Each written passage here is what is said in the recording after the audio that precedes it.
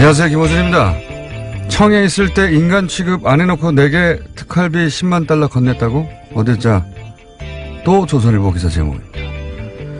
김용 여사 방미 때 10만 달러 특활비를 여성 행정관에게 건넸다고 하는 김희정 씨가 검찰 대질신문 과정에서 70대 할머니인 관저 행정관 장모 씨에게 내가 언제 그런 돈을 받았냐는 질책에 사과하며 쩔쩔맸다는 내용입니다. 그런데 김 전 실장이 특활비를 건넸다고 지목한 여성 행정관은 장모 씨가 아니죠. 이 사실은 이미 진작에 보도된 바가 있습니다. 조선일보 내용은 이명박 전 대통령 측에서 그동안 주장해온 겁니다. 이명박 전 대통령 측 주장을 그대로 받아 조선일보는 마치 돈을 받은 여성 행정관이 장모 씨인 것처럼 등갑시켜 그 대화를 옆에서 듣기라도 한 것처럼 소설을 하나 만들어낸 거죠. 제가 조선일보에 유일하게 감탄한 점이 이겁니다. 진보 보수가 서로 주장이 다를 수 있고 상황을 보는 방점이 다를 수 있고 그 쟁점을 두고 서로 야유하고 비꼬고 투닥거릴 수 있죠. 그건 얼마든지 그럴 수 있는데 이렇게 생짜로 소설을 써버리는 거 이건 따라잡을 수가 없다. 그럴 때마다 혼자 중얼거립니다. 일동 굴다. 김호준의 인장이었습니다.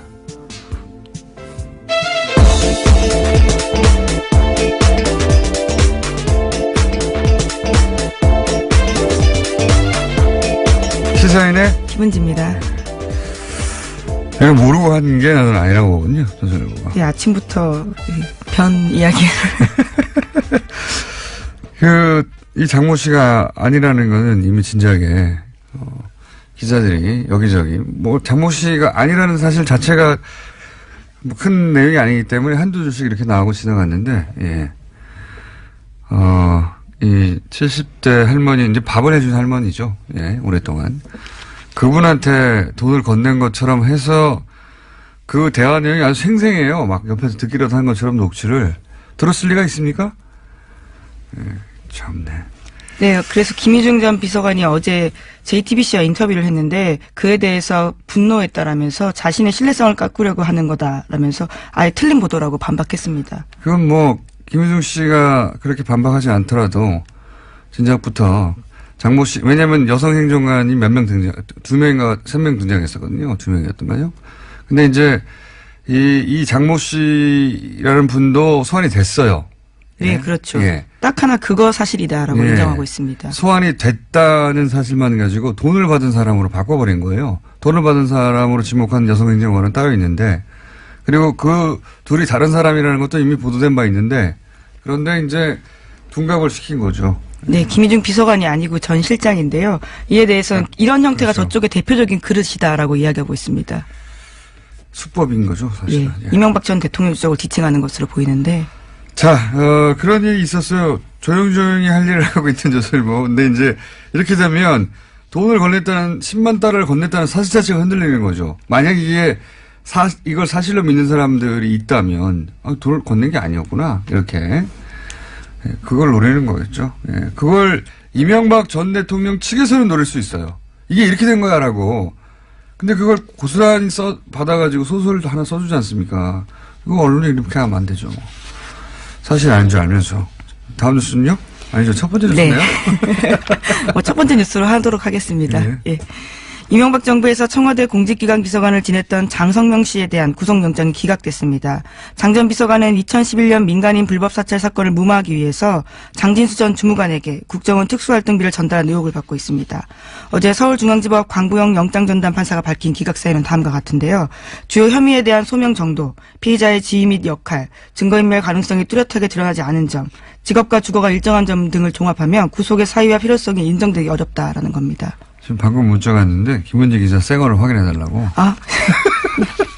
지금 보니까 뭐라 그러죠? 로션 바른 것 같아요. 로션. 그죠? 네.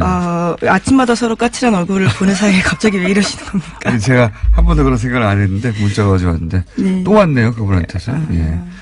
적당한 정도의 커버가 있는 것 같습니다. 네, 잘 됐어요. 예, 서로의. 예. 저는 로션도 바르지 않습니다. 예, 이야기하지 않는 걸로. 자, 여기서 이정열 판사님, 민일이로 잠깐 연결할까요? 아직 연결이 안 됐네요. 예. 자동, 우리 제작진이 또 이거 자동인데 말이죠. 기각됐으면 자동 연결해둬야 되는데 아직 연결을 안 해줬어요. 홍구형을 내줘야 되겠네요. 자, 잠시 후에 이정열 판사님 연결되는 대로 왜 기각됐을까? 짧게라도 들어봐야 되잖아요. 예. 기각될 만해서 기각됐는지 아니면 이게 좀 이상하다고 생각하시는지.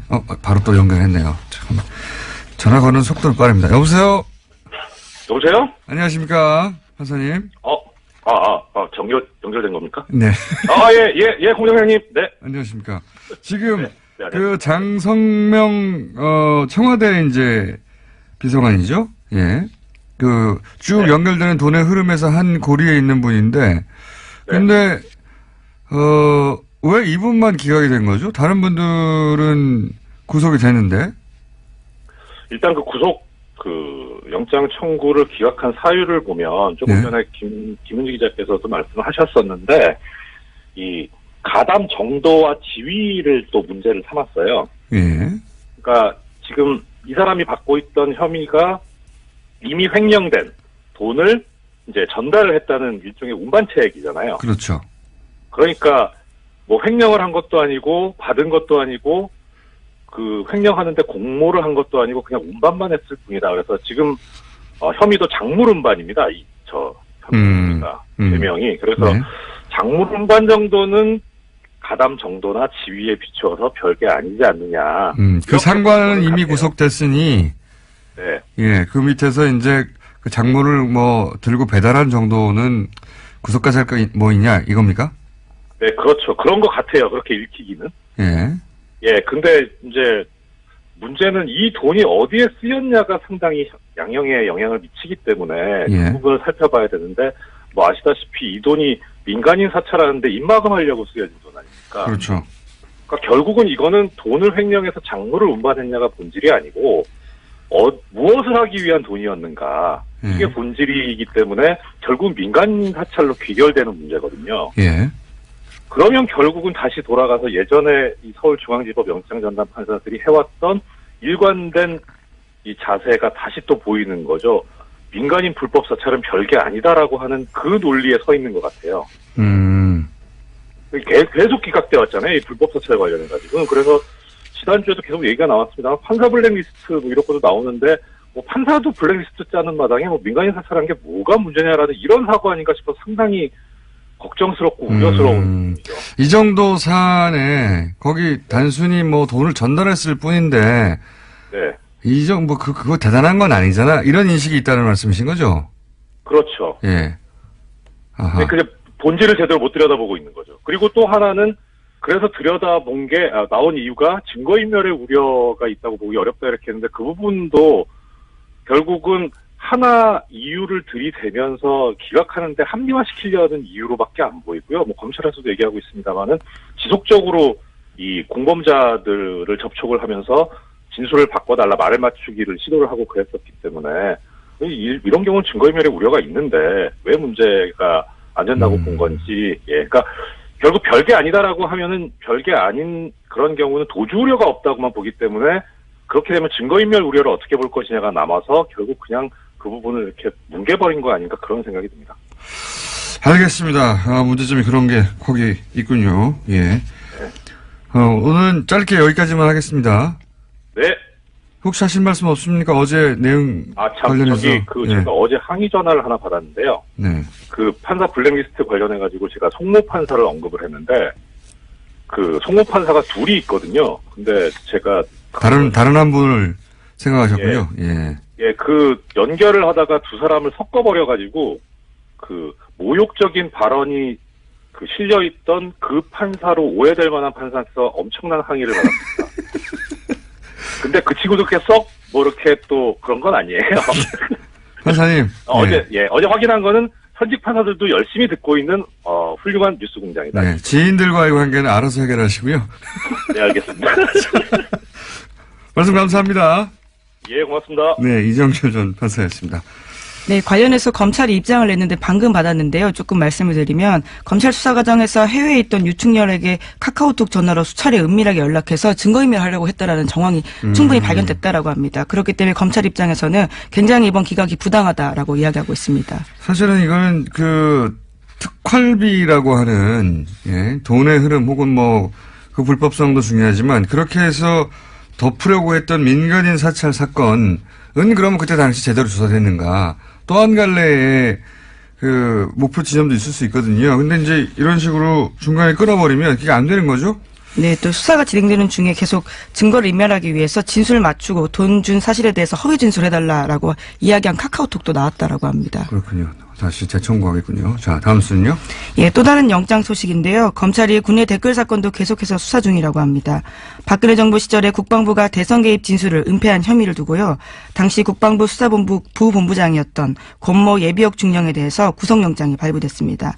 어젯밤 서울중앙지법 권순호 영장전담 부장판사가 밝힌 영장 발부 사유는 다음과 같습니다. 주요 혐의가 소명되고 증거인멸의 염려가 있다라는 겁니다. 이건 말이죠. 계속 지금까지 얘기해왔지만 국방부가 자체 수사하는 것에 대해서 한계가 있다. 이거 다시 수사해야 된다고 말씀드린 연장선상에서 다시 한번 언급할 만한 뉴스인데 당시 국방부가 자체 조사한 거거든요. 당시 네, 자체 조사했을 때는 지금 구속된 권모 전 중령인가요? 예. 네, 부본부장이었습니다. 네. 당시에요. 진술이 어떤 게 나오냐면, 여러분들 덕분에 대선을 치렀다. 잘 치렀다. 또는 사이버 심리전단이 대선에 개입했다. 이런 요원들의 진술이 있었어요. 네, 박근혜 정부 시절에 조사했는데요. 진술은 충분히 나왔습니다. 근데 이거를 그냥 일부 부하들 일탈했다고 이 진술을 없애버리고 대선 개입이 없었던 것으로 다시 조사하라고 해서 대선 개입이 없던 것으로 다시 조사 결과가 나와서 대선 개입은 없다고 발표한 거란 말이죠. 예, 심지어 훌륭하게 조사했던 수사관은 오히려 전보 조치했습니다. 그래서 이 권중령은 이제 퇴임을 했기 때문에 민간인에 대해서 검찰에서 수사해가지고 구속영장 청구했어요. 그런데 그때 당시 수사본부장이었던 대령이 있는데 이분은 현역입니다. 네, 여기는 그렇습니다. 이제 현역이기 때문에 국방부에서 하고 있거든요. 예, 군검찰에서 수사를 진행하고 있습니다. 여기는 아직도 진척이 안 되고 있어요. 이렇게. 네. 국군에서 자체적으로 하면 안 된다는 얘기입니다. 이게. 그 밑에 부하는 검찰에서 수사해서 혐의를 입증해서 지금 구속이 됐는데 군에서 수사하고 있는 그 상관은 더 큰 책임이 있겠죠. 상관은 강간무소식입니다. 자, 어쨌든 지금 사이버 사령부의 대선 개입, 군의 대선 개입도 확인되어 가고 있는 와중입니다. 다음은요. 네, MBC가 이명박 전 대통령의 아들 이시영 씨의 통화 내용 파일도 보도했습니다. 이 녹음 파일에는 이시영 씨의 회사 SM의 다스 자금이 쓰인 정황이 나와 있는데요. SM이 다스의 핵심 부품 업체를 인수해서 몸집을 불려나가고 있었습니다. 지금까지도 여러 차례 전해드린 바가 있는데요. SM은 이시영 씨가 다스를 우회 상속받기 위해서 만든 회사 아니냐라는 의심이 있는데요. 그에 대한 또 다른 정황 증거입니다. MBC가 연속으로 이제 이 통화 파일 분석해서 다른 뉴스에서는 안 나오는 특종을 연속으로 내고 있어요. 예.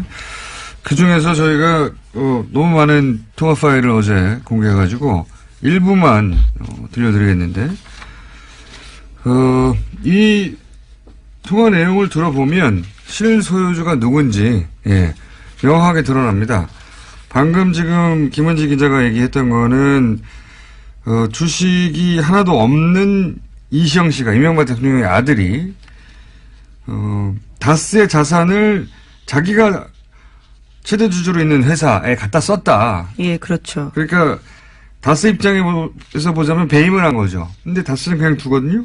그 이유는 다스가 아빠 거니까. 이렇게 하면 이해가 간다고. 이명박 전 대통령이요. 예. 이렇게 이해하면 이해 간다고 하는 한 2주 전쯤에 뉴스 브리핑 해설이 있었는데, 고산이 이제 녹취로 나온 겁니다. 네, 당사자들, 그러니까 친인척들 사이에서 목소리가 나온 겁니다. SM 인수하는데 자금은 다스에서 나왔다고? 뭐 이런 얘기가, 너는 어떻게 알았어? 뭐 이런 대화가 나오는 녹취를 MBC에서 보도를 했고요. 자, 지금부터 이제 들려드릴 것은, 그러면 다스의 진짜 주인은 누군가? 오랫동안 거의 지난 6개월간 계속해서 해왔던 질문에 답을 얻을 수 있는, 예, 자기들끼리 또 대화입니다. 예, 첫 번째 하나 들어보시겠습니다. 시영이는 저렇게 나가지. 이쪽에서는 나를 없애고 싶지. 이렇게 짧게 끊었네요. 좀 더 길게 있는데. 예, 지금 이동영 씨 목소리죠. 네. 예. 이동영 씨는 이제, 다스의 명부상 회장, 이상은 씨 아들입니다. 근데. 네, 또 당시 총괄 부사장이기도 했습니다. 넘버 2였어요. 그 직책상으로 회사에서 보자면.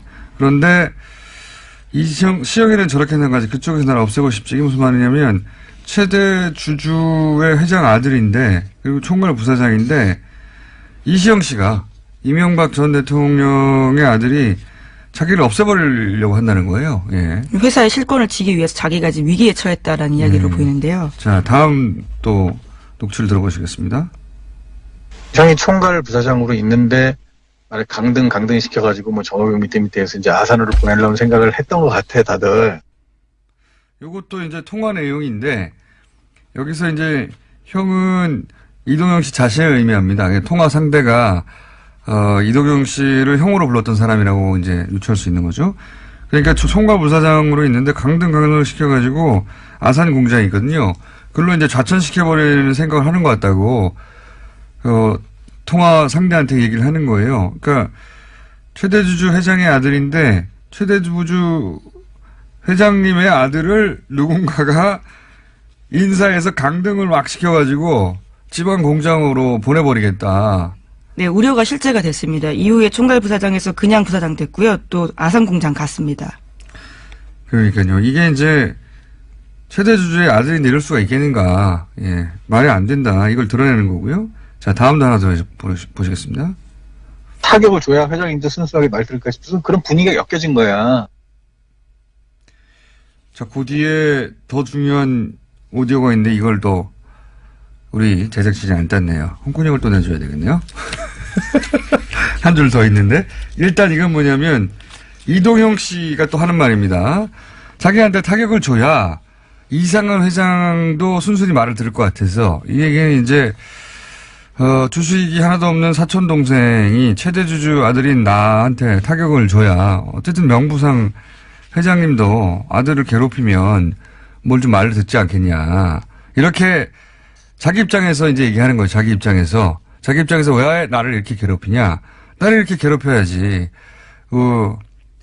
회장님도 말을 듣지 않겠냐. 그런데 더 웃긴 것은 그 뒤에 아무리 필요 없는 의견이라도 회장님 의견도 중요하잖아. 이렇게. 네, 아무리 필요 없는 의견이라고 스스로 말하고 있습니다. 그러니까요. 그러니까 이게 모순되는 이야기죠.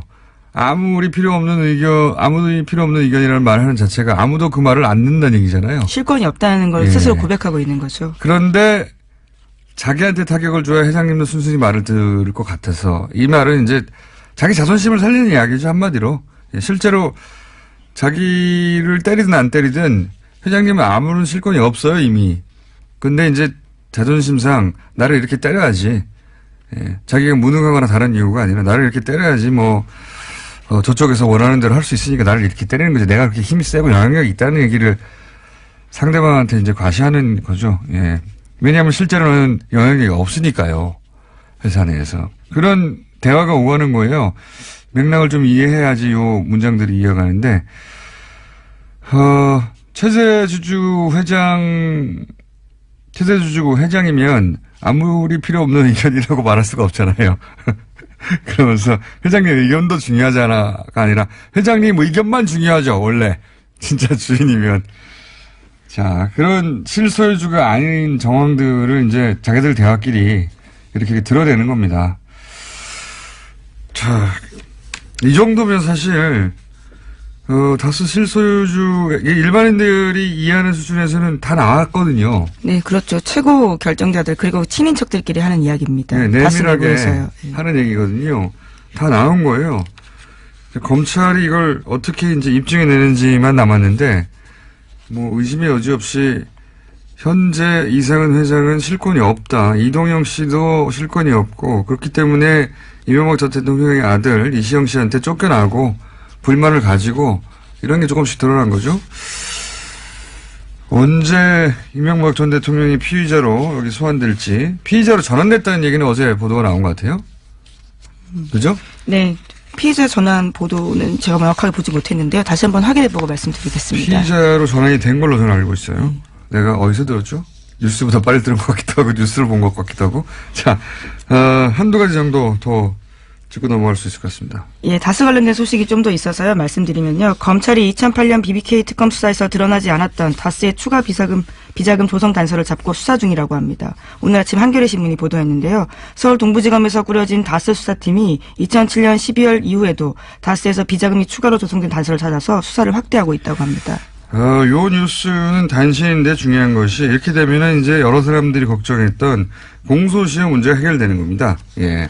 2008년 이후로도 비자금을 계속 조성하고 있었다면 그 이전에 조성된 사건을 수사하는 것으로서 공소시효가 간당간당 했었잖아요. 근데 쭉 이어져 있었으면 사실은 공소시효 문제가 없기 때문에 2월 말, 2월 중순, 2월 초 이런 거 걱정 안 하셔도 되는 그런 뉴스입니다. 네, 조세 포탈 공소시효는 이미 만료가 됐다라고 하는데요. 이렇게 되면 더 늘어나게 되는 거죠. 그러니까요. 왜냐하면 쭉 이어진 행위 중에 중간이기 때문에 요게 확인이 되면 공소시효 문제는 없어지는 것이다.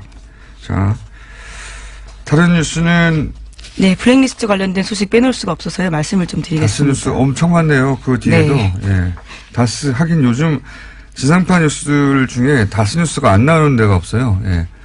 네, 계속해서 압수수색을 하고 있다고 하고요. 또 가장 중요한 사람으로 꼽히는 김재정 씨의 부인이 지금 현재 검찰 조사를 받았다라고 합니다. 아, 이 뉴스 중요한 뉴스입니다. 예. 이게 뭐냐면은 이제 김재정 씨가 이상은 회장 전에는 최대 주주였습니다. 예, 그렇죠. 사망했죠. 그래서 상속세 납부하는 과정에서 지금 플란다스 얘기가 탄생한 거죠. 그런데 검찰은 뭘 잡았냐면 그 권모 씨죠. 지금 남아있는 미망인, 예, 권모 씨, 김재정 씨의 부인 권모 씨가 상속세, 권모 씨가 어쨌든 당시 최대 주주가 승계하는 거였으니까요. 근데 지분을 물려받는 과정에서 상속세를 탈루했다고 네, 혐의를 지금 두고 혐의를 잡은 있습니다. 겁니다. 이게 왜 중요하냐면 당신이 이제 그 남편이 최대 주주였고 당신이 그걸 상속받는 거였는데 회사의 다스죠. 매출 규모를 줄여가지고 세금을 줄였지 이렇게 압박하는 겁니다.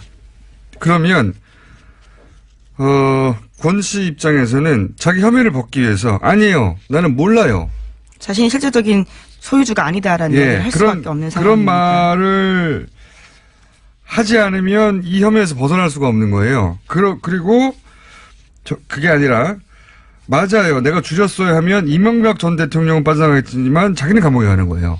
그런 딜레마가 있으니 이명박 전 대통령 대신에 그 혐의를 뒤집어 쓰고 싶지 않으면 맞습니다. 우리는 차명 소유주입니다.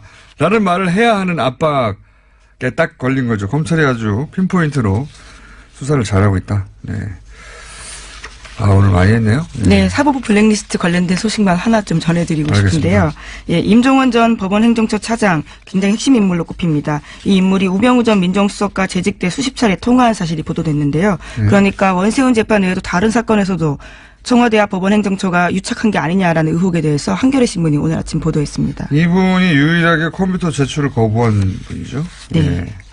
근데 여기서 바로 이제 우병우 전 수석과 통화가 이루어졌고, 예. 그리고 우병우 수석과 통화 이후 청와대가 불편해하며 뭐 질책하며 혹은 청와대 눈치를 보면서 이제 법원이 그 판결을 맞춰간 게 아닌가 하는 정황, 그리고 의심되는 정황들이 있는데 요거 외에도 원세훈 재판에만 그 원세훈 재판은 사실은 명백하게 문건이 나온 거죠. 문건이 나온 예. 것인데 그것만 그랬겠냐? 그것만 그랬을 리가 있나요, 사실은? 네, 우 전 수석이 넥슨 땅 샀다라는 걸로 수사받을 때 수차례 전화 통화를 했다라고 하고요. 당시가 법원에서 영장 발부할 때라고 합니다. 그렇군요. 예. 많은 우리가 이거 왜 재판이 이렇게 됐지? 이렇게 생각하는 재판들의 수많은 개입이 있을 수도 있겠다 싶은 그런 생각이 듭니다. 예, 두 사람은 개인적 친분은 전혀 없다라고 알려졌기 때문에요. 왜 통화했는지 대해서 계속해서 묻는데 답을 하지 않고 있다고 합니다. 전화하다가 친해졌을 수도 있죠. 개인적으로. 개인적 친분이 없다고 단정하지 마십시오. 예, 그렇게 알려졌다라고 합니다. 예, 직접 물어보지 그 못해서요. 이전은 모르는 사이였으나 이후로 굉장히 친해졌다 이렇게 말할 수도 있는 건데 약간 그건 중요한 게 아니고 통화를 많이 했다. 예. 그리고 원세훈 재판은 문건이 나와서 알게 됐는데 그거 하나만 있겠느냐. 저는 절대 그럴 리가 없다고 생각합니다.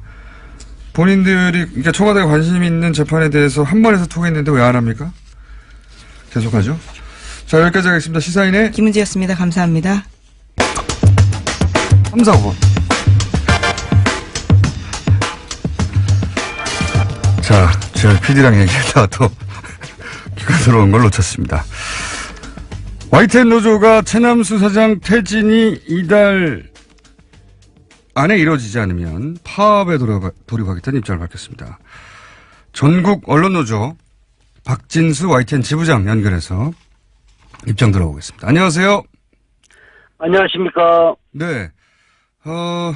이제 MBC도 파업을 마감한 지가 오래됐고 KBS도 며칠 전에 파업을 마감했습니다. 근데 YTN은 뭐랄까요? 사람들이 일반인들이 듣기에는 왜 지금 와서 파업을 하는 거지? 이렇게 생각할 수 있거든요. 예. 최남수 사장 사퇴를 노조가 요구하고 파업까지 가게 된 이유가 뭡니까? 저희도 너무 속상하고요. 참 처참한 마음이 그지 없는데요. 지금 이 최남수 사장은 언론사 사장으로서 부적격하다는 자질 문제도 있지만 현재 제일 큰 사퇴의 이유는 사장이 되기 위한 전제 조건이었던 합의에 대한 파기입니다. 예.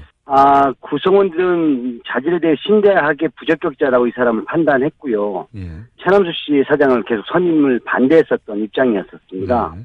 그런데 지난 12월 말에 주주총회를 앞두고 제가 단식 농성에 들어갔었고요. 네. 상황이 거의 화약고 같은 분위기였는데 그런 상황에 언론노조가 이 파국을 막기 위해 중재에 나섰고 결국 3자가 최남수 씨, 언론노조, YTN 노조가 모여서 진통 끝에 합의문에 서명하게 된 것입니다. 네네. 좀 말이 길어졌는데요. 이 합의문은 사실 여러 가지 조항이 있지만 특히 보도국 독립, 그리고 혁신, YTN 바로 세우기, 즉 적폐청산위원회 구성이 큰 제목이었습니다. 그런데 최남수 씨가 맨 처음 과정인 보도국 독립에 대한 부분부터 합의를 파기해버렸습니다.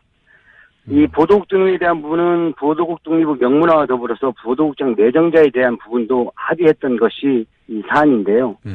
취임하자마자 이 약속을 쓰레기통에 던져버렸고 결국 합의문은 적폐청산과 보도국 독립, 개혁을 하기 위한 최소한의 약속이었는데 이 부분을 저버렸기 때문에 구성원들은 이 사람이 적폐의 비호의 인물이고 보도국 퇴행에 앞장설 게 뻔한 최남수 씨가 합의마저 파기한 상황에 절대 사장으로 인정할 수 없다는 것입니다. 그러니까 이제 선임 이전부터 노조가 반대했지만 선임된 이상 보도국의 독립 정도는 최소한 약속을 확실히 해야 이제 회사가 정상화될 수 있다고 판단해서 이제 3자 합의하에 보도국장 선임 문제를 합의했는데 그것도 깼기 때문에 자격도 없고 약속도 깼으니 인정할 수가 없다. 한마디로 요약하면 이렇게 되는 거네요. 그런데 지금 이제 이런 파업 문제는 사실은 구성원들 내부에 얼마나 동참을 끌어내느냐, 얼마나 공감을 얻느냐가 굉장히 중요하지 않습니까? 지금 현재 내부 분위기는 어떤가요? 분위기를 짧게 말씀드리기 전에 짧게 한 말씀 더 드리면 이게 얼마 전에 밝혀졌는데요. 최남수 씨가 그 회사 경영 라인에 있는 모 간부에 대해서 심한 공포심을 느끼고 있다는 정황이 포착됐고요. 최남수 사장이 회사 간부한테 공포심을 느끼고 있다고요? 그게 무슨 말씀이세요? 최남수 씨가 모 간부로부터 발언에 의하면 맞아 죽습니다. 이 간부로부터. 근데 본인은 지금 농담으로 했다고 하는데 이 말을 수차례 했다는 것이 밝혀졌고, 며칠 전에는 그 간부 또한 자기 의견과 다른 결정이 나면 최남수 씨에게 고성을 지르고 문제제기했다고까지는 본인 입으로 지금 시인한 상태입니다. 결국 박근혜 정부에 의해서 주요 부역을 했던 간부진에 의해서 이 사람들이 조정되고 있는 게 아닌가 이런 상황이 파악된 거고요. 그러니까 지금 말씀 잠깐만요. 제가 이제 처음엔 잘 이해가 안 갔는데 이렇게 이해하면 맞습니까?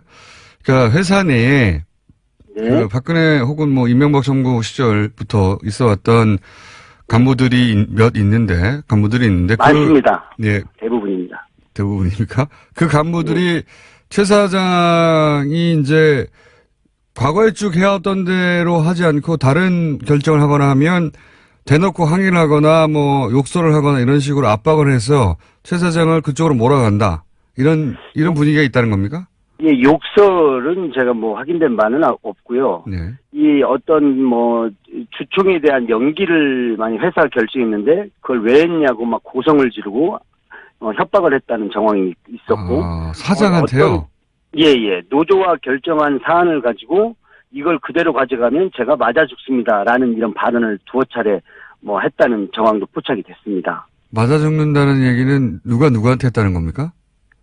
최남수 씨가 그 당시 3자 합의 과정에서 저는 그 자리에 없었는데 합의 과정에서 그 회사 간부들의 정황을 전달한 걸로 이렇게 사장이 회사 간부한테 맞아 죽는다고. 예. 근데 이제 그 말을 농담으로 했다고 하는데요. 그게 밝혀진 게 저희가 알아서 밝히는 게 아니라 회사의 입장문을 쓰는 과정에서 원안이 한번 잠깐 회사 게시판에 올라옵니다. 근데 그 원안에 본인들이 그 녹취록을 올립니다. 맞아 죽습니다. 이런 얘기를. 그래가지고 사실 구성원들은 더 분노하게 됐고요. 아까 질문하신 거기 돌아가면 지금 회사가 이대로 가서는 안 된다라는 게 뭐 당연한 상황이고요. 어제 춘천에서 올라온 조합원 한 분이 이런 말로 대신할까 합니다. 일을 하고 싶습니다. 제대로 일을 하고 싶습니다. YTN은 100만 촛불혁명으로 국민의 그 요구에 엄중한 요구에도 불구하고 아직도 보도국도 정상화도 단 한 발짝도 못 나가고 있는 상황입니다. 이게 현실인 것 같습니다. 그렇군요. 우리가 일반적으로 상상하는 거하고 좀 다른 이거 상상하기 힘든 상황인데, 그러니까 사장이 새로 부임됐는데 그 이전 정권에부터 오랫동안 있던 그 상층 간부진들이 그 사장을 압박하며 본인들이 애초에 과거부터 해왔던 대로 회사가 굴러가게 만들고 있고 또 노조는 그하고 전혀 다른 생각을 가지고 있고 이런 상황이군요, 말하자면. 예. 결국 충격적인데요. 예전 시스템을 그대로 가느냐 안 가느냐 문제보다 저희가 판단할 때는 결국 자기 자리에 대한 부분, 결국 그 자기 자리 또한 지금 뭐 권력이라고 생각하면 할 수 있겠죠. 그 부분인 것 같습니다.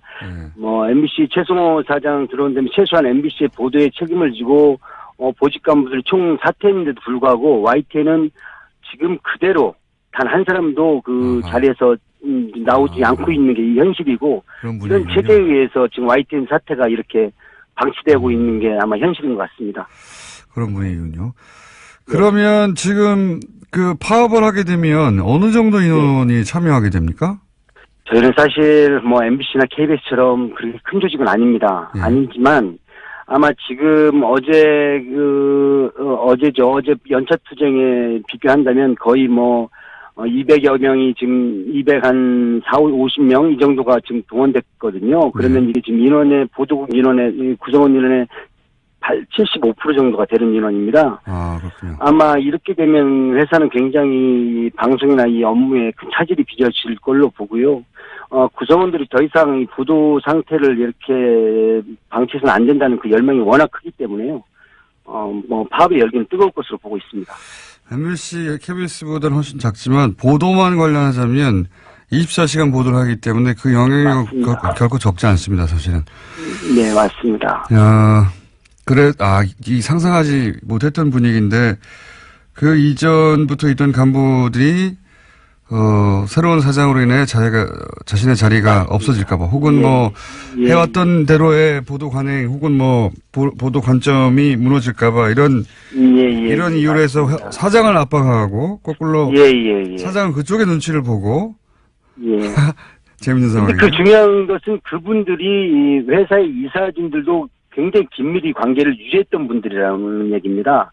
왜냐하면 이게 조준희, 그러니까 지금 조준희 사장부터 배석기 사장, 조준희 사장 때 주요 보직을 했던 비조실장이라든지 이런 분들이 역할을 그 자리에 있기 때문에 아마 최남수 씨도 그 힘의 막강함을 무서워하는 게 아닌가 이런 추측이 듭니다. 그렇군요. 그러니까 사장이 바뀌면 그 전권을 가지고 회사를 보통 이렇게 저렇게 개편해 가고 인사를 하고 할 텐데 그게 아니라 그 자리에 그냥 쏙 대치돼서 들어간 분이다. 예, 그렇습니다. 그런 상황으로 이해하면 되겠군요. 예, 그런 상황으로 이해하시면 되겠습니다. 알겠습니다. 오늘은 여기까지 하고요. 상황은 이해했습니다. 앞으로 또 파업이 이루어지거나 하면 저희가 계속 연결하겠습니다. 감사합니다. 예, 감사합니다. 네.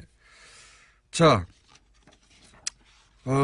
오늘은 이 YTN 파업 이야기를 먼저 꺼냈던 이유는 최근에 그 평창 올림픽 관련한 보도들이 얼마나 편향돼 있었는지 그 보도를 전체적으로 모든 미디어를 이제 훑어보지 않으면 알 수가 없거든요. 그러나 이제 그걸 업으로 삼는 분들이 있습니다. 보기 싫어도 모든 미디어를 모니터링하는 민원연 김원경 사무처장과 함께 최근에 이 올림픽 관련 보도가 한쪽으로 대단히 편향돼 있었다는 점을 저희가 알려드리도록 하겠습니다. 민원연 김원경 사무처장이 나오셨습니다. 안녕하십니까? 안녕하세요. 네. 네. 실내는 모자를 안 쓰셔도 되는데 제법 따뜻한 편이에요. 아니. 방금 뛰어 올라오셔가지고. 패션입니다. 방금 뛰어 올라오셔가지고. 정말 추운 날씨긴 했습니다, 오늘. 네. 이게 YTN도 이제 포함됩니다, 사실은. 네. 저도 모니터링 하기 위해서 YTN도 보고 돌려서 보는데, 네. 이, 다른 무엇보다 이게 북한 관련 보도, 올림픽 관련 보도, 네. 현송월 보도 또는 평양 올림픽 혹은 올림픽에 관한 여러 가지 이제 자유한국당의 보도 굉장히 많이 이쪽에서 쏟아졌어요. 네. 자, 많은 문제가 있겠지만 시간이 별로 없어요. 그러게. 늦게 오셔가지고 네. 핵심만 정리하고 다시 한번 모실게요, 저희가. 예. 일단은 총체적으로 정말 많은 문제가 있었어요. 그래서 시간대별로 그냥 제 얘기를 해보면요. 먼저 미녀 응원단만 강조하는 언론 행태가 일단 가장 문제라고 저는 생각을 하거든요. 그러니까 보도가 처음에 나오자마자 관련 그 예상이 나오자마자 미녀 응원단의 규모가 어떻게 될 것이냐, 누가 올 것이냐, 이런 식으로 미녀 하는 그런 언론 행태가 있었고, 두 번째로는 현성월 단장 관련 보도에서 정말 스토킹에 가까운 그런 한심한 보도를 했다는 거. 속보. 네. 무슨 김밥 먹어 예를 들면 이런 식인 거죠. 무엇을 먹고 무엇을 입고 저 옷을 입은 의미는 무엇이고 패션 전문가를 동원해서 그걸 해석하고 정말 난리가 아니었습니다. 하루 종일. 이틀 동안 내내 그런 보도가 이어졌고 세 번째로는 현성월 보도에서 단순히 스토킹 보도만 문제가 아니고 그 과정에서 과잉 의전이라면서 굉장히 비판을 했고요. 그리고 우리 정부가 저자세 외교를 하고 있다라는 그런 지적도 많이 했습니다. 그런데 이 얘기를 하려고 사실은 현성월 단장 보도를 그렇게 많이 뽑아낸 거죠. 그렇죠. 예. 그런데 만약에 정말로 그랬다 하면 지적할 수도 있어요. 그런데 사실 과잉 의전이라고 보기 어려울 정도로 오히려 그러니까 굉장히 편안하게 그냥 오히려 보통 때처럼 했다는 지적도 굉장히 많았고요. 그리고 저자세 외교라고 할 만한 내용이 없었음에도 불구하고 추측성 보도를 계속하는 거죠. 그리고 네 번째는 우리 측 방문 행사와 관련해서 북측 선수단의 평창 올림픽 그 기간 내 활동 비용이 남북 교류 협력 기금에서 지원될 가능성이 있다. 만약에 그렇게 된다면 이것은 유엔 안전보장 이사회 대북 제재 결의 위반 소지가 있다. 위반이다도 아니고 위반 소지가 있다라고 지적하는 식의 비용을 문제 삼는 보도들이 이어졌고요. 마지막으로 지적할 것은 이런 전반적인 내용들이 거의 다 자유한국당 등의 그 야당의 주장이에요. 근데 야당의 이게 전부 다 자유한국당의 주장입니다. 사실은. 그죠. 네. 야당의 올림픽에 대한 헐뜯기식 주장, 이렇게 트집 잡는 주장 이런 내용들을 언론이 너무 무비판적으로 그대로 옮겨주고 있다. 사실은 이게 놀라운 것은 이번 평창 올림픽 관련해서는 말이죠. 정부가 내놓는 뉴스가 없어요. 그렇죠. 전달되는 게 여기 대해서 정부는 뭐라고 그랬지? 혹은 이건 왜 한 거지? 혹은 이게 정말로 과잉 의전이 맞냐? 네. 해명이나 혹은 주장이나 혹은 왜 이런 일이 이루어졌는지 설명이 보통 있고 네. 그런 다음에 여기에 대한 반론이 있거나 이의 제기가 있어야 되는데 그게 아니에요. 그냥 맨 앞에 이게 나옵니다. 예. 맨 앞에 이게 잘못했다고. 네, 맞아요.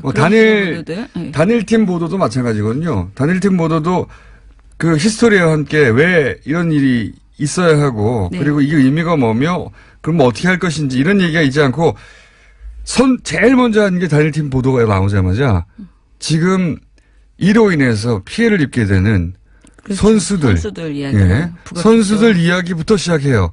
그래서 의미가 다 사라져 버렸어요. 예. 이 선수들 이야기만 엄청나게 했거든요. 예. 이 프레임도 사실은 굉장히 의도적이에요. 그러니까 보도 프레임 자체가 자유한국당이 내놓는 주장을 그대로 프레임으로 딱 해서 그걸로 계속 보도했어요. 반론을 살짝 실어주는 것뿐이죠. 정부의 의견은. 기본적으로 잘못했는데 네네. 정부는 이렇게 변명한다는 포맷인데다가 정부의 변명도 또 이런 보도를 본 적이 없어요. 남북 관련 보도에서. 정부 관련의 해명은 이게 변명하는 거네 싶게끔 네. 편집이 돼 있어요. 네. 제가 제일 이런 걸 본 적이 없어요, 진짜. 우스꽝스럽다고 생각했던 것은 네. 이 미녀를 굉장히 강조하고 이제 한송월 단장에 대해서 계속 그렇게 스토킹을 하면서 보도를 했잖아요. 무엇을 입었나 뭐 이런 걸 굉장히 많이 얘기했잖아요. 미인이다. 그런데 정작 그렇게 방송하는 그런 언론에서 뭐냐면 이것이 북한의 체제선전 수법이다. 라면서 또 막 비판을 하고 그렇죠. 있어요. 평양 올림픽으로 이어지는 네. 소위 이제 브릿지가 되는 내용이죠. 네네. 이게 다 북한 체제 선전이라고. 네, 그런데 북한의 체제 선정이라고 그렇게 비판을 할 거면 거기에 노란 아지를 발아야 되잖아요. 근데 우리 언론이 사실상 그 자신들의 주장대로 하면 북한의 체제 선전이라는 것을 다 알면서도 계속 그 외모를 부각시키고 그것을 그냥 계속 띄워주고 있는 그런 내용을 하고 있다는 거죠. 방송은 보거든요. 네. 그러니까 이 수법이 이런 겁니다. 미녀 응원단을 내세워서 사람들을 보게 만든 다음에 실제로는 정부 때리기만 하는 거죠. 그렇죠. 처음부터 끝까지 이 방송들만 보고 있잖아요. 네. 이거 남북 단일팀도 하면 안 되고 북한이 평창 올림픽에 참여하는 것도 나쁜 일이고 네. 미녀 응원단이 와서도 안 되고 네. 이 모든 건 북한이 우리를 이용하는 것이며 평양올림픽이구나. 요 흐름으로 그냥 전부 다 보도가 이루어졌어요. 예. 야, 이거 대단했습니다. 저는 뭐랄까요. 쏟아붓는 평창올림픽에 관련한, 부정적인 보도. 네. 대단했습니다. 이거를 저는 다 보질 못하고 그냥 빠르게 돌려가면서 보는데 이걸 다 보는 민원연에서는 종합적으로 어떻게 평가하세요? 그러니까 말씀하신 것처럼 일단은 보도의 프레임이 전부 그 자유한국당의 주장 그리고 뭔가 논란이 되면은 그 논란이 논란이라고 이야기하는 것이 아니고 그 논란을 그냥 자신의 그 보도의 프레임으로 딱 가지고 이야기를 하잖아요. 그러니까요. 그러니까 여야 공방 정도로만 해서 여당의 주장들 그리고 하다못해 청와대 기계도 입장이 중립도 없어요 여기는. 네, 여야의 입장으로 그냥 살짝 들어가는 수준으로 네. 해명이 나오는 거예요. 그리고 특히 현송월 관련 보도는 현송월이 주제가 아니잖아요. 왜 방문했으며 이것의 의미, 남북교류의 의미가 무엇인지 이런 것들을 짚어야 되는데 그런 내용은 전부 부정적인 것. 우리가 북한 체제 선정에 노란하고 있다. 그리고 우리가 이거를 위해서 저자세 외교를 하고 있다. 이런 부정적인 내용만 하고 진정한 의미를 거의 설명을 하지 않고 있기 때문에 많은 사람들이 이 남북 관계에 있어서 되게 분절적으로 이번 사태가 세상에 없었던 일 같이 느끼게 하고. 과거에는 이런 게 한 번도 없었던 네, 것 같아요. 맞아요. 네. 마치 단 한 번도 이런 적이 없는데 그렇죠. 처음 생긴 일처럼 네. 진짜 웃긴 거 이런 겁니다. 과잉의전 뭔지 아세요? KTX 타가지고 내렸는데 네. 대합실 지나서 에스컬레이터로 안 지나갔다는 겁니다. 예, 예. 2분도 이게 되지 않았다. 과잉운전이라는 거예요.